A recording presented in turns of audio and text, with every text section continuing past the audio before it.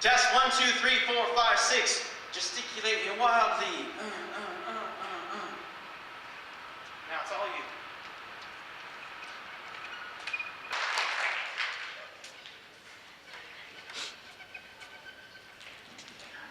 Let everybody give it up for our 3 opening poets for the night. So, comes to stage next, the person that we're all here to see. We're so lucky to have such an amazing poet, and just such a genuine person, just a good soul in general, to come to Fairbanks and grace us with his poetry and his words and just him. So, Big Papa E is a 3-time veteran of HBO's Deaf Poetry and a National Poetry Slam champion from Austin, Texas. And he is also very happy to be here. So please, everybody, welcome to the stage, Big Papa E.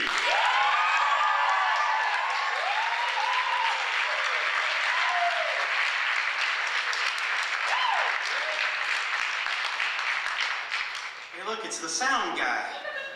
How y'all doing?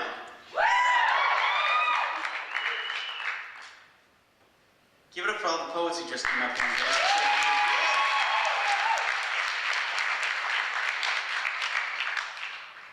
So I got a lot of stuff to do. I'm gonna start with this. So I'm from Austin, Texas. Anybody ever heard of Austin, Texas? Yeah, it's a good place to live. I spend a lot of my time away from Austin, Texas, unfortunately, because I'm constantly traveling across the country doing poetry. And I've seen so much of the United States, but I've seen most of it through, like, the rear view mirror or, like, the windshield. Like, the world doesn't look right unless I've got, like, a Mountain Dew between my legs, like a Slim Jim hanging out my mouth, Foghat on the stereo, and like a blur of the United States. Then I know where I'm at, right? So this is a poem I wrote about that. Anybody ever been to New Mexico? Something about New Mexico, I'm not sure exactly what it is, but New Mexico has a sky that seems to go on forever. Especially when there's clouds, you're just like, so I was looking at one of those wow kind of skies, and the sun was setting, and I was sitting on the back of my pickup truck, like on the what do you call that thing? The tailgate, right? Eating a peanut butter and jelly sandwich, going, damn, look at God showing off. For real, because like, I don't know what I believe about anything, but like if there is a God, sometimes he shakes his ass. Sometimes he's like, yeah, that's why you pray to me, sucker. I can do that. Peace. See, the dude, you know Carl, like God cookie guy? You know Carl? The guy who gives you the God cookies at the student center? He should just have forget the stale-ass cookies. Like, do you think Jesus is impressed? Like, really, Carl, that's the best. I came back to life. And you're giving people stale-ass almond cookies. Just put a fucking postcard in New Mexico, and that should be enough, Carl. Fucking Carl. I wish I'd been here a week ago, because then I could have taken his workshop to get the gays off me. Like, I got gay all over me. You have no idea. And apparently, he can get the gay off you. How cool is that? That has nothing to do with the poem I'm about to do. At all. Who's got gay on him? Yeah, baby! My parents were here, they'd be like, Eric, if you do that, they'll think you're gay. I'm like, I could be dressed like a cowboy and they would still think I was gay. I'd just be a gay cowboy. Cowboys are so gay, aren't they? Okay, and scene. Is Carl still here, do you think? Is it like here now? Are you Carl? You said your name was John. Is your name really Carl? Are you like Stealth Carl? You're taking notes, aren't you? Okay. Ladies and gentlemen, Big Papa E.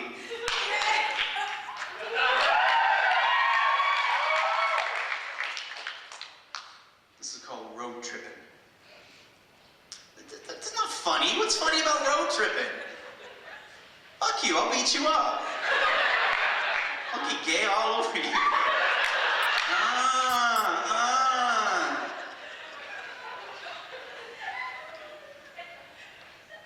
I'm just gonna do this all night. This is gonna be the longest introduction to a poem ever. He went on for 3 hours and read one poem. It was amazing. Road trip. I can't even read it now. It's not really a funny poem. It's a majestic and magic. Think majestic. Get the giggles, get the gays out of you for just a moment. We'll get gay later. Well, I'm gonna get so gay later. You have no idea. Get majestic. You know it. You're feeling it right now. Okay. There's something magical and healing about a solo road trip. It's about forward motion. Something about going somewhere and leaving something behind. It's about yearning to blow off your job, quit your girlfriend, sell up all your stuff and pack what's left into the back of your pickup truck. It's about whittling your existence down to its necessary parts. Just you, an 80-gig iPod, and a sleeping bag in the back, and throwing the map out the window and getting the hell out of Dodge. It's about raising your head from the keyboard attached to a computer on a desk in a cubicle in a work center in a business that makes things for other businesses that sell things to other businesses, and realizing that your paragraph in the great American novel is due for yet another rewrite. It's about yearning to tattoo the sticky black ink of your tires across the belly of this land, to become another steel corpuscle in the freeway bloodstream and flow into towns you've never seen and follow the pulse to its beating heart. It's about blazing down the highway, just you and Patsy Cline, just you and Johnny Cash, just you and Soft Cell, and singing at the top of your lungs, "Don't touch me, please, I cannot stand the way you tease." At 75, 85, 95 miles an hour, it's about playing ski rack or cop car for 600 miles at a time. It's about pulling over recklessly, immediately, across 4 lanes of traffic to stop under an overpass to scribble a phrase or two that falls in your path like a safe from the sky. It's about leaving everything behind and cleansing yourself in a gritty, sweaty, unwashed catharsis of road dirt and sunburnt forearms, and parking in a field infested with crickets in some town somewhere, and drifting off to sleep in the same cutoffs and Regina Spektor t-shirt you've been wearing since diving into the Colorado River in Needles, California just 3 days before. It's about the random encounters in gas stations and greasy spoons, in coffee shops and dark saloons. It's about being embraced by serendipity and spirited away from the real deal angst machine of modern day existence.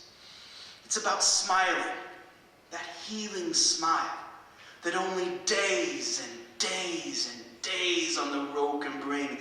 I love a good road trip, man, that shakes your head and clears out the cobwebs and allows you to think clearly for the first time in years.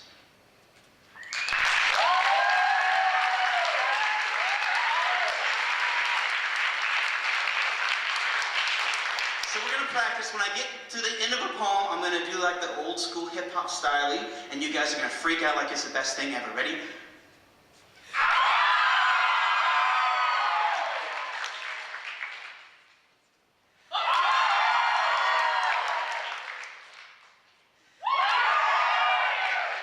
Okay, if something's funny, you're going to crack up. So ready? Just laugh really loud. Funnier than that. Jesus.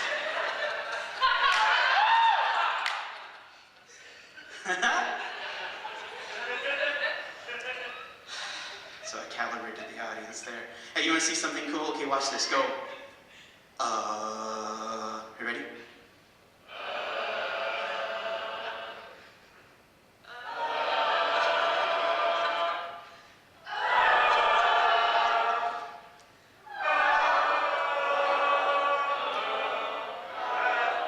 Sounds like a song. I'm trying to get you to do Mary Had a Little Lamb, but you're like, brains.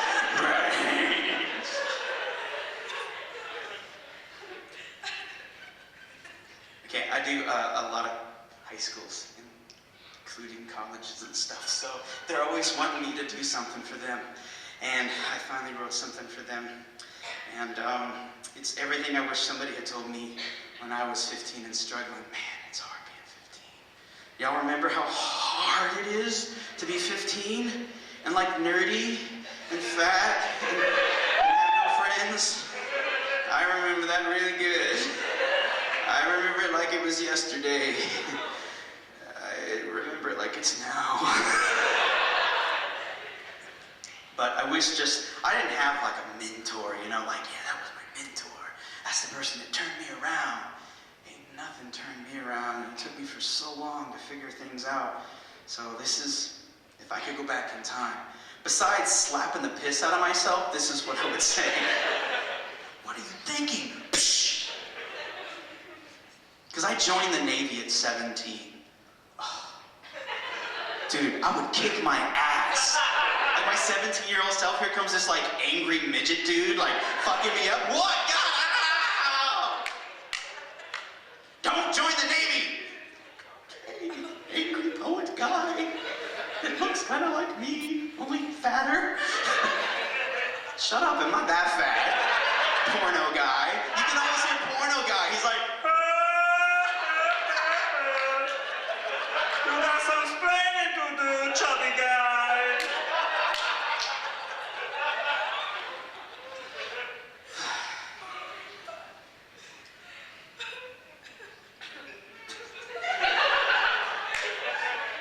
I'm gonna get a drink of water. This one's about my grandma who died.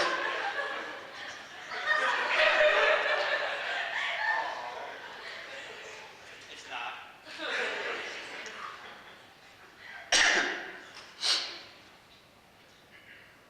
This one goes out to those who refuse to be defined, who look at government forms as a challenge, who see the safe little boxes next to Caucasian and Asian, Black and Hispanic, and make their own little box labeled all of the above, who scratch out the question entirely and write their own names in large capital letters, who, when forced to choose between male and female, write instead, see attached 27-page document detailing why my gender and sexuality will never fit within the confines of your stupid little boxes. This one goes out to those who fight every day for the simple right to exist. For every gay kid ever beaten up for being gay. For every straight kid ever beaten up for being gay. You have no idea. For every girl who looks into the hungry eyes of magazine models and shouts, I don't need the body of a skinny 12-year-old boy to be beautiful. For every boy who winces when his friends measure their masculinity by how many girls they screw over and are man enough to call them out for it. For every girl who has screamed enough and marched with her sisters to take back the night from monsters who would rather they stay at home afraid. For every band geek who picked up a guitar or drumsticks or a French horn instead of a bong. For every poet who picked up a pen instead of a gun and expressed their anger with words and not blood. For every jock who refused to see those physically weaker than them as less than them. And for every teacher who risked their jobs by simply being there when no one else would. This one goes out to you. To those who refuse to define themselves by the size of their parents' bank accounts, by the clothes they wear, the music they listen to. To those who demand to be defined by their actions, not by their fashions. Who can't wait to turn 18 so they can finally vote those idiots out of office. Who refuse to be passive consumers in this self-centered nation and throw away their televisions and make their own movies. Who throw out their PlayStations and make their own video games. Who teach themselves to play their own music and write their own novels and create their own art. But most of all, this one goes out to the kid listening right now who thinks I cannot possibly be talking about them. The quiet kid, the one who never speaks, who never raises his hand or his voice, the one with no friends, who's never been on a date, the one ignored by parents, by teachers, by other kids. Yes, this one goes out to you most of all. Know this. I understand. I hear you. I used to be you. Don't you let anyone say your voice has no value. Raise your voice, kid. And don't ever stop.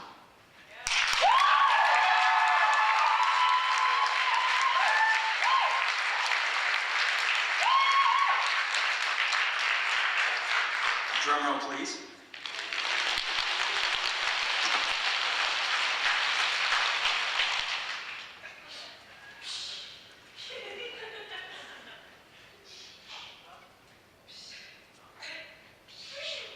Okay, do like, psst, ready?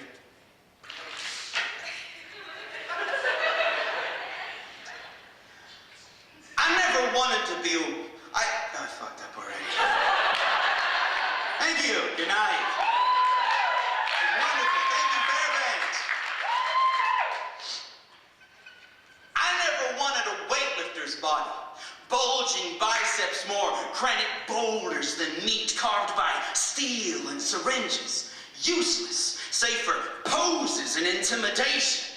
No, I always wanted a swimmer's body. Perfect poetry in motion, liquid made flesh, hairless and streamlined, muscles taut as drumheads pounding rhythms on the surface of the water in a syncopated symphony of grace and power and purpose. But alas, a lack. Obviously, I have been graced with neither. No water has honed these thighs, no iron has etched these calves, for I have a poet's body. Hunchbacked and pot-bellied, skin not bronzed in oil, but pale and sallow from basking in the radiation of a computer screen in a darkened room. Body fueled not by steroids and energy bars, but by coffee. Lots of coffee. Give me some freaking coffee. Make it dark and black as the devil's butthole. You see, this body does not pump iron. It pumps irony into poem. Fuck you, you know what's coming. It pumps irony into poem after poem, slinging sweat on reams of bright white inkjet paper and sumo wrestling demons by candlelight. I've traded rock-hard abs for rock-solid vocab, toned trapeziuses for threadbare thesauruses, a mammoth gluteus maximus for a moth-eaten moleskin notebook, and 20 reps at the Bowflex for the 20-volume set of the Oxford English Language Dictionary. Oh yes, 151 pounds of pure definition. Give me a smoky poetry slam and a dingy dive bar over cleaning and jerking in a Gold's Gym any day. My fellow slam poets may not be muscle-bound freaks, but they are multisyllabic monsters, lifting the spirit of the masses with the strength of their convictions and pulling down crooked regimes with pen strokes. My muscles propel my fingertips across keyboards at 86 truths per minute. My eyes that, you like that? My eyes that flash in the direction of every sigh. And my heart, the strongest muscle in the human body that weeps and moans and gnashes its teeth and fights and loves so hard it nearly bursts from my chest every time it rains.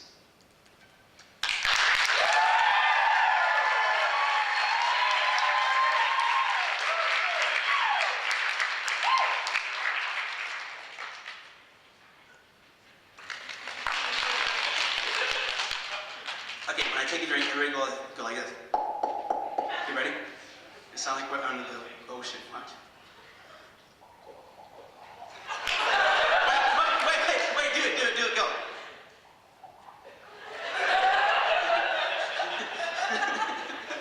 Grandpa Joe, I'm going farther and farther. Oh, Grandpa Joe, burp, Charlie, burp. Do you know the scene I was doing?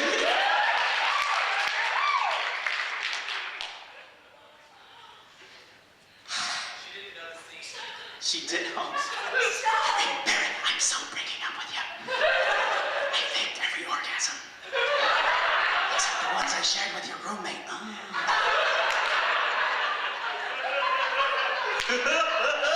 I'll tell you what, man. So check it out. This is... Wow, did you see all that? Like, I don't know if it looks like it from here, but every time I spit, it looks like a comet is shooting out of my mouth because of the, yeah, there, sorry, John. Just put the cap down like that and deflect it onto that girl. What's your name? Kerr? Kerr? Where are you from, Kerr?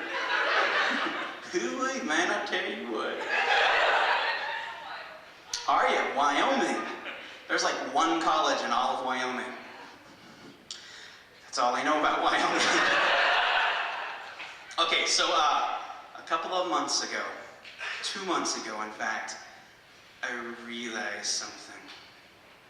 I looked around at these times of economic hardships and romantic disappointments, and I realized I had come to a point reached by many a beleaguered man. A point where the only appropriate response to all the bullshit is, fuck it! I'm growing a beard! My beard is a statement. The struggle to please you is over! Growing a beard is a rite of passage. Proof you're not some girly man capable only of some fussy little metrosexual chin strap like AJ from the Backstreet Boys. No! I'm talking about an uncontrollable wild man beard. A feral, burly man beard. Burly! When you begin to cultivate a truly barbaric man bush, you join a long, woolly history of beardos before you who allowed their facial hair to fly, unfettered and free. Walt Whitman, Karl Marx, Fat Jim Morrison, the lunch lady in middle school, and Walker, Texas Ranger himself, Chuck Norris. Chuck Norris's beard doesn't hide a weak chin, it hides another fist with which to pummel you. My beard will not be a scratchy tumbleweed of a beard, nay.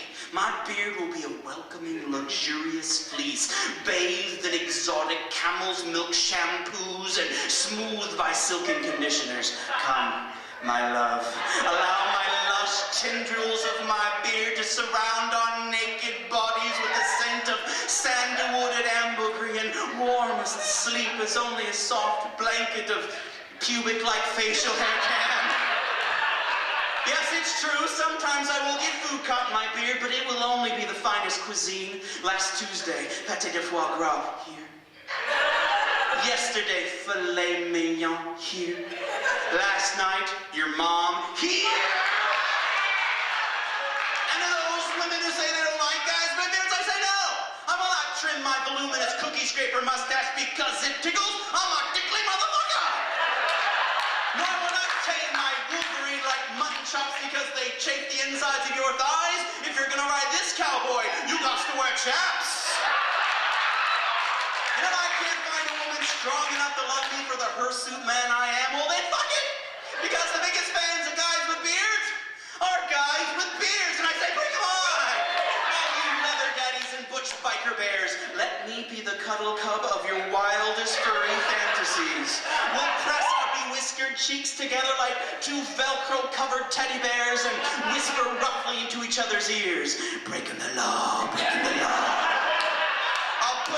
I'll curl my pinky into the belt loop of your tight moose knuckle-inducing leather-ass pants, and we shall mount your Harley chopper, and we shall ride into the sunset bellowing beardos forever.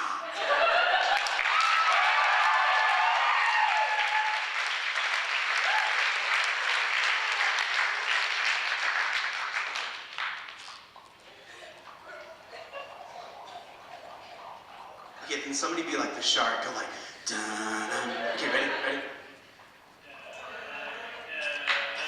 It's like Dopey Shark. You're like, dun-dun. I'm not afraid of Dopey Shark. I think I might bite you, but I forgot.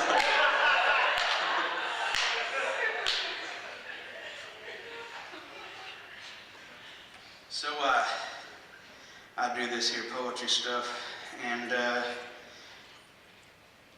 don't know if it's obvious, but I'm actually really kind of shy. It's true, I'm really kind of shy. And, sweating like a pig. Am I glistening? Can you guys tell I'm glistening? She's like, hairy motherfucker.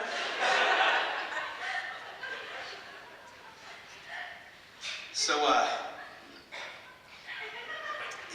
yuck. I went to this restaurant called the Pump House. Is that what it's called? Is it called the Pump House? They have an elk burger. Ooh, it didn't sit well with me. Ooh. I might have to hoik. I might have to bjork. All right. What? The Swedish chef? Bjork? Swedish puke? Bjork? No, that would be Icelandic. Swedish puke would sound like ABBA. Is Zabba was a Swedish. Who's the old guy? John, you're older than me. Yes. You were paid to be here, so I didn't feel so old, didn't you? Yes. How old are you, John? He's like, I'm gonna kill you. I'm gonna knife you because I'm from Alaska and we can just carry knives around. The little girl, she's like 4'9". Yeah! Cut you! I'll cut a bitch! I'll her! Mine's her! I'll cut you! What, did you just call me bitch? Man, you're cute. Do you have a boyfriend? You know why you don't have a boyfriend? It's the bitch knife. It scares people. Put away the bitch knife. That's the name of my new band. Bitch Knife. Opening up for Scrotum Tractor, it's Bitch Knife. I do that. I like make up band names all the time. Like Scrotum Tractor is probably my favorite. Doesn't that just sound gross? And it would have like the umlauts across all that, so it'd be Scrotum Tractor. Opening up for Bitch Knife. And the lead singer of Bitch Knife would just be this Japanese girl that would go, and that would be it. Thank you. Every song would be 15 seconds long, just yelling. The concert would last 15 minutes and they'd be 37 songs. Start the band, Bitch Knife. Wouldn't that be cool if she actually started a band called Bitch Knife? Just get a kid in Big Papa E, sweaty, beardy motherfucker. I am not an arrogant man. Shut up! That's the beginning of the poem. I'm not. This one's about my grandma. Somebody fall? What are you guys doing? Well, there were black people in Alaska. I didn't know you guys. Are there people of color in Alaska? That's so awesome. I thought it'd be like a bunch of pasty, angry white guys named Carl throwing cookies at people. That was my impression of Alaska. There's a lot more people here than I thought. Yo, Sarah Palin.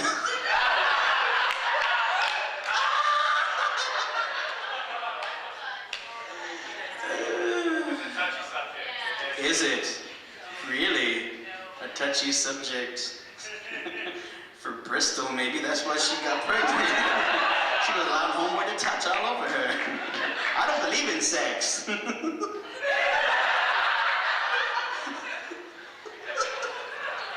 What's that? Oh, you didn't tell me about that.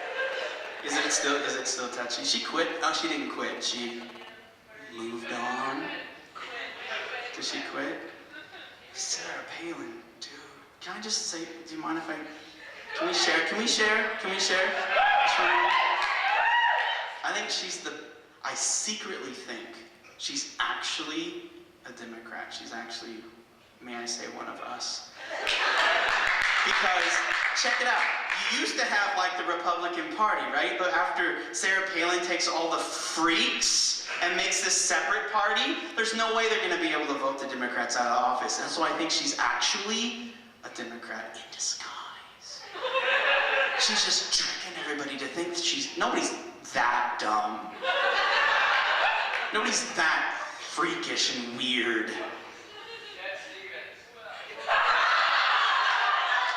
Cat Stevens? Who's Ted Stevens? Who's he? He's the oldest senator. He's the guy that said the internet's not a dump truck. My butt's a dump truck. Or a series of tubes. Anyway. Okay, back to this. I'm keeping it classy, is what I'm saying. I am not an arrogant man. My tragically low self-esteem keeps any delusions of grandeur in check. However, there is one thing at which I am far better than anyone in this room. I am a mixtape genius. I spin tunes like monsoon wind blows typhoons. Like foolish DJs like you look buffoon. When I brew my mixtape voodoo for you, boo, you will swoon. Check it. I mix melodies with memories that sway your bodies like coconut trees in the ocean breeze. I blend heartbeats with drum beats till flits of bare feet crack concrete city streets with hard heel beats. I twist turntable tornadoes with whirlwinds of spin, furiously flip faders to and fro for surround sound that astounds. I am a connoisseur of cold cuts, a master chef of ghetto blaster bass clefs, tossing ballads like salads, chopping break beats like sweetmeats. I will Julian jazz and flash fright and funk, season it with tribal drums and serve it up as crunk. I mix my mixtape saucy like Emerald Lagasse's in my posse. Bam! I will blend a chunk of the loneliest monk with a hunk of old school punk, stir it around till it sounds profound, make you see babies like ultrasound, allow me to expound. You will not play my mixtape. Bitches, my mixtape will play you. Make you dance marionettes on the ends of guitar strings. Bounce that booty like a rusty bucket on the end of a string. Pluck power chords from the chords of your hamstrings. Tie ribbons of rhythms and festoons from your heartstrings. Ain't nothing but a chicken wing. Unless you suggest. Don't you dare suggest. I'm a point-and-click DJ, mouse-clicking mixes with iTunes all day, typing love into search engines and dragging megabytes of music across desktops and burning CDs with simplicity. Stop. Remember this. When I say mixtape, I mean mixtape. I mean old school 90-minute cassette tape, 45 per side, TDK all the way, metal position with the tab clicked out so you can't tape over it. Like back in the day, when you had to actually listen to every song all the way through. Making a mixtape could take all Saturday afternoon. And when you grace your stereo with my mixtape, strap on your big fat padded DJ ear goggles, press play, lay back, relax, allow the Da Vinci Code of my mixtape olds flow slow-mo like molasses kisses. You best remember this, missus. That feeling you get giddy in your midriff, that whispers of summer skies and fireflies and bicycle tires and campfires down by the lake. Make no mistake, take whatever synesthetic fancy, flights of fancy you feel and multiply them tenfold, because when I molded my mixtape voodoo for you, boo, I was holding back.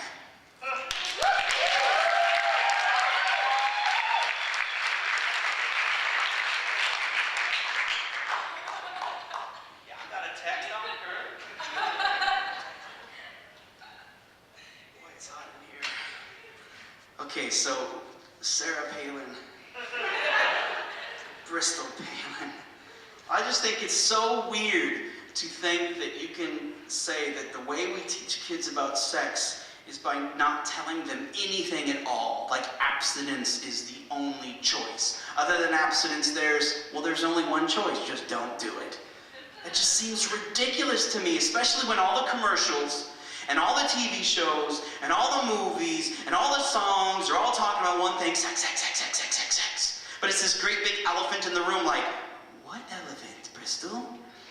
The elephant of love and desire? There is no such thing as that elephant. You just need to exercise. It's just bizarre to me. I would never let my kid just go out into the world without any information whatsoever. It just seems weird to me.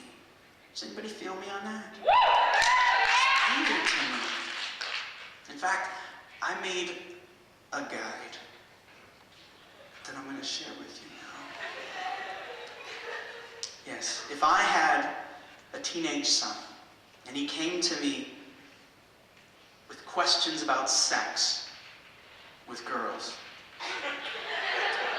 it's the only part that I know. Here's probably what I would tell him. 1, buy condoms.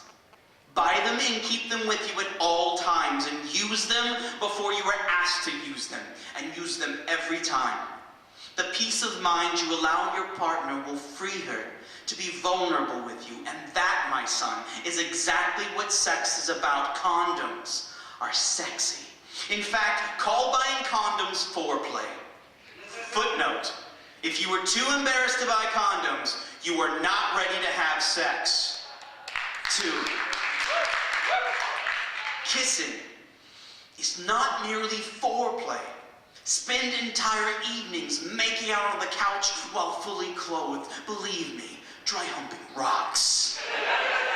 3, sex is not just about friction. It's about emotion. Stop trying to find her clitoris, just find her heart.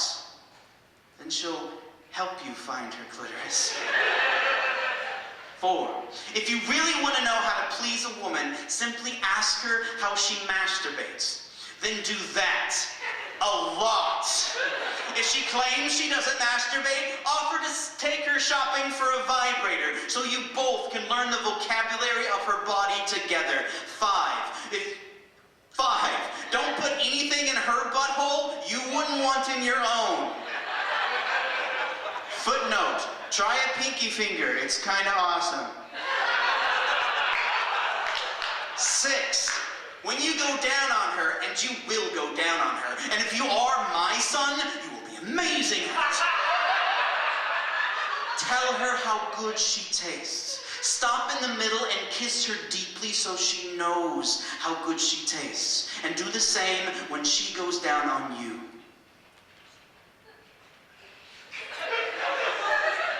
7?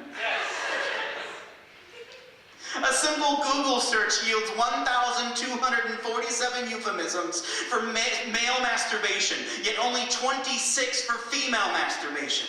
If guys spent less time jacking off and more time jilling off, this world would be a happier place. 8. Everything you need to know about the importance of the clitoris is in the movie Star Wars. Your partner's body is the Death Star, and you are Luke Skywalker, piloting his penis-shaped X-Wing fighter deep inside her trench. Remember, 70% of all Death Stars cannot be blown up through penetration of the trench alone. It must be through focused contact with that little exhaust port at the top of the trench. Otherwise, any explosions you experience will be merely Hollywood special effects. 9. Just because you come doesn't mean she has, so don't you dare come before her. Focus completely on your partner. Don't worry about getting yours because you're a guy. You always get yours. Your job is to make sure she's getting hers. 10. If sex with your partner lasts no longer than this list, you are not making love. You are masturbating with her body instead of your hand. Shame on you. Go back to step 1. You've got a lot of learning to do. Love, Dad.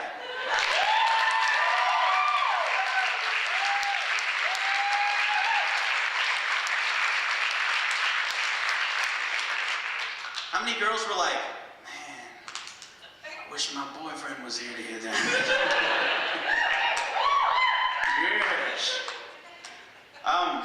Actually, I wrote down those words in my book called How to Make Love. And you can bring it home with you and give it to, just place it on the bedstand. Just, oh, what's this, boyfriend? I don't know, maybe you should read it. I don't know what Big Papa E is, maybe you need to read it, you non-orgasm giving motherfucker. But I put together a bunch of poems. Most people who tour and do poetry, they put like 5 or 6 poems in a book, and you buy the book. It's called the chapbook. It's the way we eat when we're on the road. But what I did instead was I made a little book for each poem. So I have 6 little books all put together in these little packs. So they're like Pokemon, sort of. Collect them all. I forgot to put in a stick of gum, but if you'd like one, and it has How to Make Love in it, they're only $5. That's it, just $5. And that's how I eat, and so thanks. I also have CDs. I have 3 CDs. One is called Girls. It's a bunch of poems about girls. I have another one called Greatest Hits, which is sort of like a bunch of slammy stuff. And then I have another one from my last tour. It's just called Slam. Kind of like jazz hands. Slam.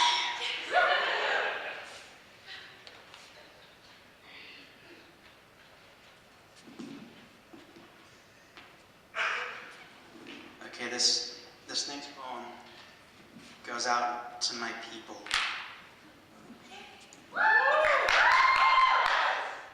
I do have people. There's some of them in this room right now. There are. Yes. So this one goes out to my people. It starts with a quote. Height is not measured from the ground up, but from the sky down. Napoleon Bonaparte. It always happens. When I rock a microphone, I feel 10 foot tall and luminous, steel-toed and bulletproof. But then I walk triumphantly off stage, and inevitably, some tall fucker walks up to me and feels compelled to state the obvious. Wow, Big Papa E, you're not very big, now are you? Well, allow me to fashion a witty retort. The hell with all y'all tall people, short people, being short is not a shortcoming, it's a strength. All it takes to turn a tall person into a whiny little bitch is a road trip. But me, I'm getting in the back and going to sleep. In this venue, we're engulfed in smoke and flames like a great white concert. All you tall people will drop to your knees, trying to suck up all the good air. But us short people, we just walk right the fuck out. Because it's all good air when you're this short. We short people are built for maximum maneuverability, dodging through crowds like liquid mercury, avoiding knees and elbows with acrobatic agility. Question, if a tall person trips and falls alone on the forest, would there be a sound? Answer, fuck yeah, there'd be a sound. But me, I'm already so low to the ground that falling is like laying my head on a pillow. And I never bump my head on anything. If I bump my head on something, that shit's too fucking low.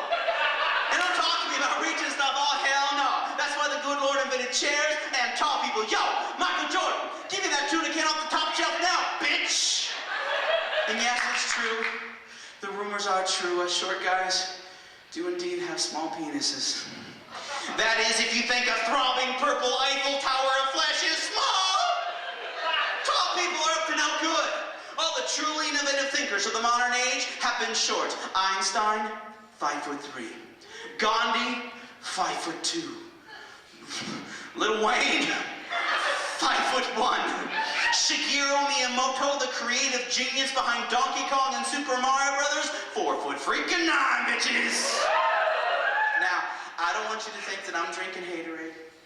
It's not what I'm all about. With me, it's all love, love, you know. John, love, love, love. Fuck tall people! Fuck tall people who stand in front of you at concerts and movies. Fuck tall people who take up the whole damn bed like they own it. To hell with tetherball. I freaking hate tetherball. Whoever invented tetherball is a jackass.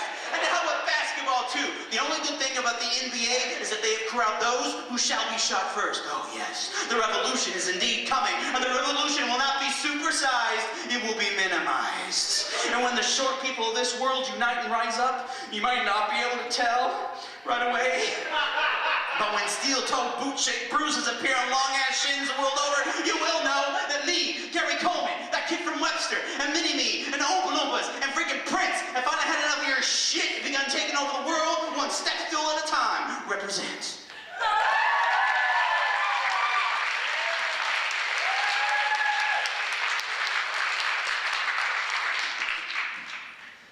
Where are my tall people? Where are my short people? Short people, let me hear some noise. The wee folk. Let me hear some tall people. Much deeper, much deeper. I think in every tall person, there's a short person. They ate for breakfast. Short people, it's so nice being short when you're traveling. Like, I can't imagine being like 6'4" on a plane, in coach, or on a Greyhound. Dude, I'm 5'5". I'm good. I'm cool. I'm good. I'm stretching out. If I got 2 seats that are empty on a plane, I'm going to sleep. It's all good. Hi, guys. Hey, light guy. What's your name again? Adam. Give it up for Adam, ladies and gentlemen.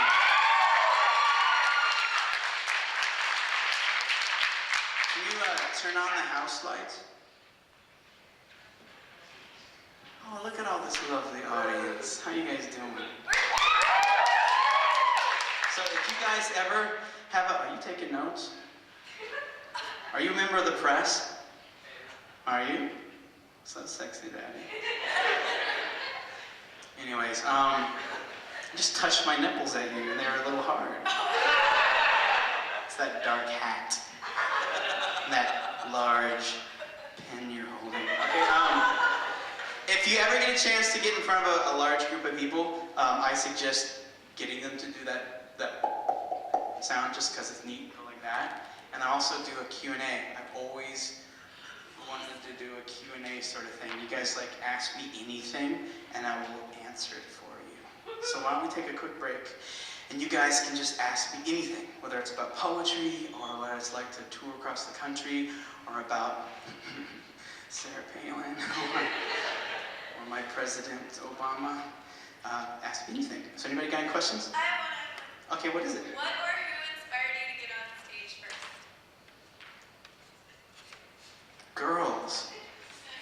I mean, when it comes back down to it, figuring out a way to talk to girls, because I'm so shy about that sort of thing, was what did it. It was the early 90s, and there was this band Nirvana, you might have heard of, and coffee houses were really big, and in my crappy little shitty hometown of Bakersfield, California, there was this coffee house called Match's Coffee House, and there was an open mic, and an open mic poetry reading, you just put your name on a list and they call your name, and I tried it because I had a couple of poems, and I sucked at it, no, I really sucked at it, but it didn't hurt nearly as much as I thought, right?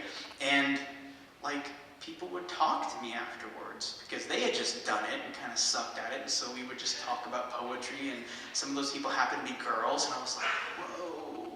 So if you just do stuff that you like, and other people are doing stuff that they like, you have something to talk about.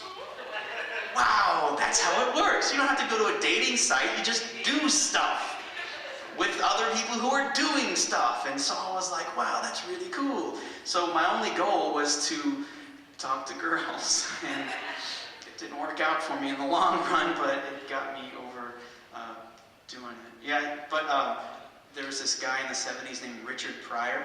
He's a comedian. Everybody ever heard of Richard Pryor? Funniest motherfucker in the whole wide world. I used to listen to his albums in my room growing up, and it would just crack me up. And he would just not tell jokes, but like tell these comedic stories. And the stories would be dealing with a lot of pain, but it would use comedy as a way of dealing with the pain. And it just really moved me, and it made me want to do the same sort of thing. So I think Richard Pryor made me want to do this too, and girls. Is that a good answer? You're welcome. I'm single. So the whole girls thing never really quite panned out, but at least I get to do this. Anybody have any questions? Yeah, I got one. What is it? What happened to your socks and shoes? I left them over at your mama's house last night. Under the bed. You're not going to look them up, son. they're in the back with your mom. You know, it's weird, it's really hot up here with all the lights, and I sweat, as you can see, and I feel like I can't breathe, so I take my shoes off because it makes me feel like I can breathe better. Isn't that weird? Odd. It's odd, but did you say it's hot? I wish. I see the way you're looking at my feet. This hairy motherfucker, look at with the Kenny G hair is giving me shit. Dude, you got Kenny G hair. Don't even play with my hobbit-looking toes. I know they're hairy. I got hairy toes too. Do you? Really? Get up here with your hairy-ass toes. Come on. It's time to put away the shame. It's time to put away the shame. Come out of the closet with your hairy-ass toes. What's your name? I'm Sam. You call me a bastard. Give it up for Sam, the bastard, ladies and gentlemen. He's gonna unfurl the festoons of hair on his toes. Drum roll, please. Do it, baby. Oh, damn, baby. Do it. Hair. Let me see. No, we have almost the same amount of hair. What, 5? Drum roll, please. Yeah!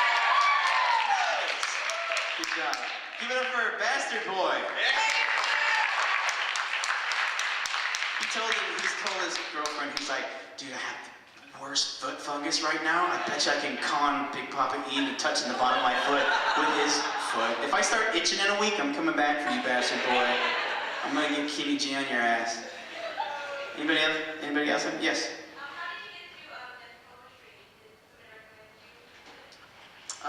She asked about death poetry. Do you guys remember the HBO show Death Poetry? Cool.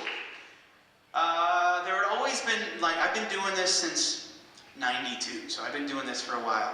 And there was always these rumors that somebody was going to make a TV show, someone was going to make it famous, someone was going to do a movie, and nothing ever happened. It was always a bunch of talks. So as a community, the poetry slammers were like, whatever.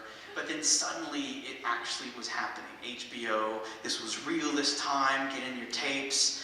And I had already been working with this dude in New York who had my tapes, and so he submitted for me. And it's funny, I got passed up the first season, but they only did 4 episodes. And then they did the second season, and there was like, 10 or 15 or something. It was a lot of episodes. And I didn't get cast for that season either. And I was like, man, that sucks. And then the guy who I was working with in New York calls me up and goes, yo, check it. They need gay people. And so I'm going to go ahead and cast you. And I was like, okay, I'm not gay. In fact, one of the poems that I do says I am not gay, even though I'm kind of gay. Like, the only thing that's not gay about me is the kissing boys part. Everything else, I'm so gay, right? But I was like, cool. Book me.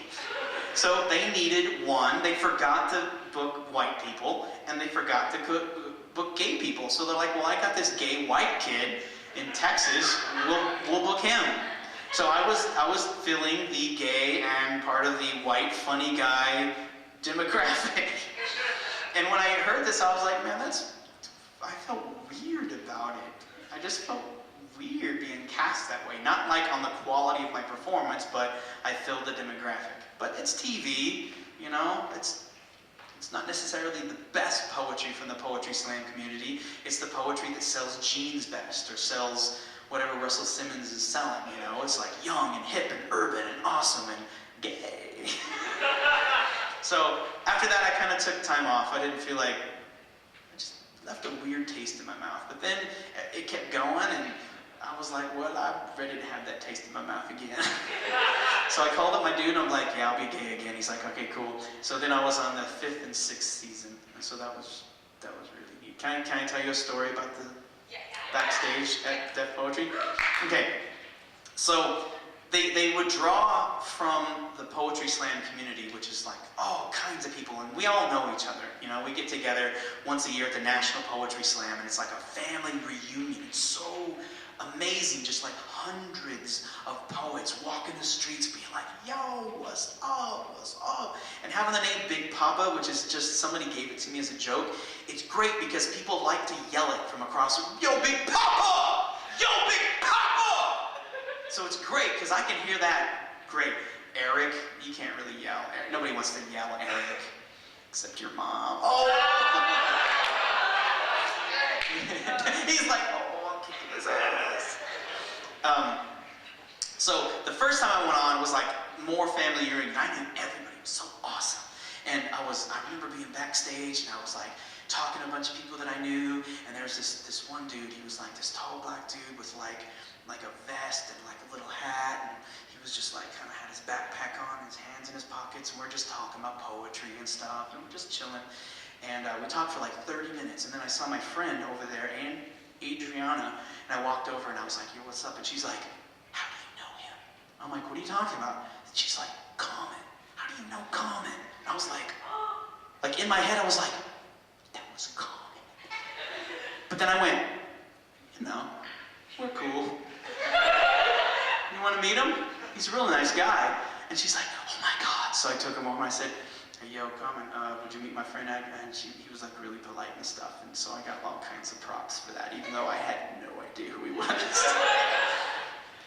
Okay, so the 5th season was like another family reunion. I knew everybody. So it was like, hey, what's up?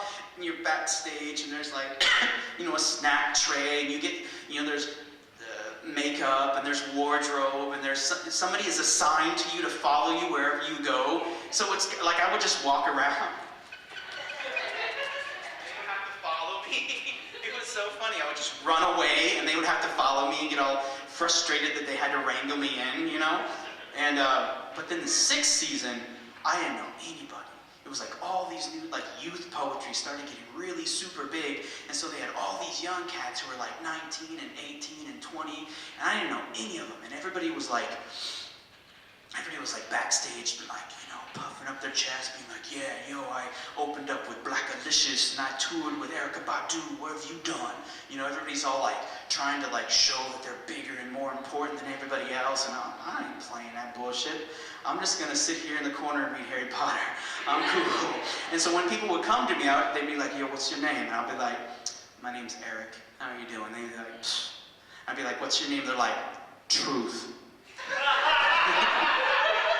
Yo, my name is Justice, just ice, get it?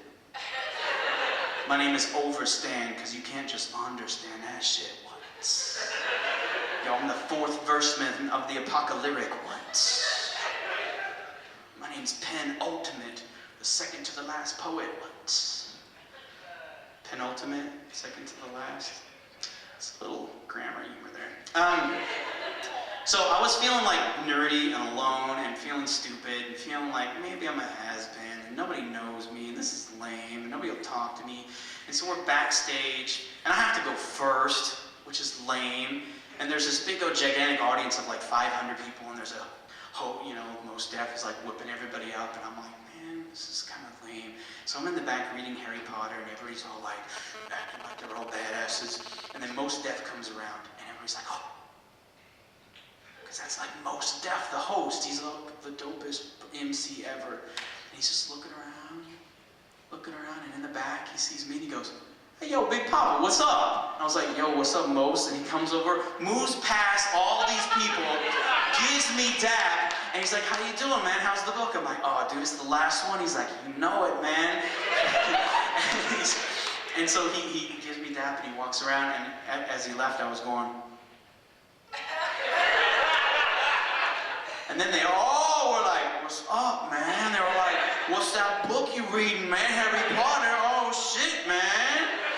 And then I had to go first, and everybody was all like, come on, Big Papa, you know, do it. And I was like, okay. And none of them felt that I could do it, because I was just being all quiet. But I went up there, and I was like, boom! And I like lit everybody up on fire, and I walked back, and I was like, sup now, suckers? And then everybody wanted to talk to me and get my card and like, you know, collaborate with me and why don't you come and hit my spot, spit on the mic, blah, blah, blah, blah, blah. And I was like, I'm gonna go read Harry Potter. So that was my whole thing. It ended up being a really good thing. It was really fun and it was really exciting. I got to meet some really cool people. I got to meet George Clinton. Yeah! Parliament Funkadelic. I said, Mr. Clinton, it's a pleasure to meet you. I was like, it's like that, is it? Wow. He just was like, and every time somebody would come up to him, he would go, so I thought, man, there's not much of him left. He's just like fried. That's all he ever did. It'd be like, can I take a picture of you? And he'd be like, and so I thought, his performance is gonna be awesome tonight. And he went out there and he's like shuffling over. He's like this older dude, like 65 or something, with these crazy dreadlocks with all kinds of colors and these glasses, and I'm thinking, this is gonna be kind of sad, like, you know, like he used to have it and now it's lost. And he was like, I rise from the depth of the... He just had this big, bold voice. I was like, you were fucking with us, weren't you? You were fucking with us. I made out with Beyonce, though. That was kind of cool. No, I agree. Any other questions? What was your most memorable gig? Like performing wise? God, I've been attacked. I got attacked on stage. I was in Arkansas at the university in Hendrix College in Arkansas.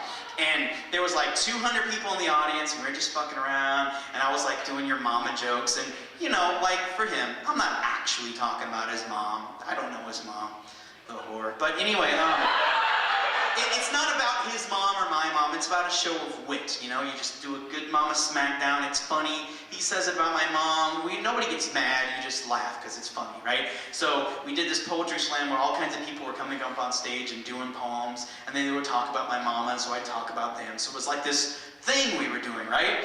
But like backstage, for some reason, there was these windows, and on the other side was where all the drunk frat guys played pool.